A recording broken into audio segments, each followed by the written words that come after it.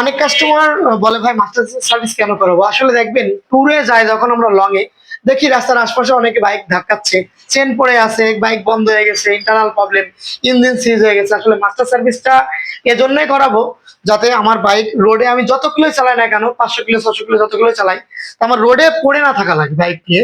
এর জন্য আমি মাস্টার সার্ভিস করাবো। মাস্টার সার্ভিস আমরা কি কি করি? টোটাল বডি ক্লিন করি, এফআই ক্লিন করি, বল রেসার নষ্ট হলে চেঞ্জ করি, তারপরে ব্যাক চেসিস বুল যদি নষ্ট হয়ে যায় চেঞ্জ করে দিই, যদি চেন কিট নষ্ট হয়ে যায় চেঞ্জ করে দিই, এয়ারপিটা চেঞ্জ করি। তো যাবতীয় একটা বাইকের, একটা রেসিং বাইক হোক আর নর্মাল বাইক হোক, যাবতীয় কাজ আমরা মাস্টার সার্ভিসে করে থাকি।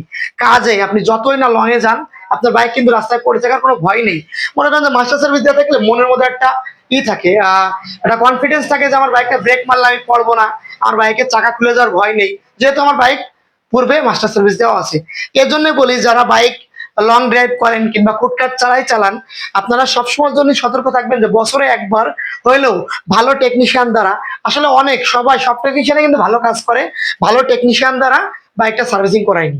আর যদি সম্ভব হয় আমার ভিডিও দেখে যদি কারো ভালো লাগে, তো আমার কাছে চলে আসবেন।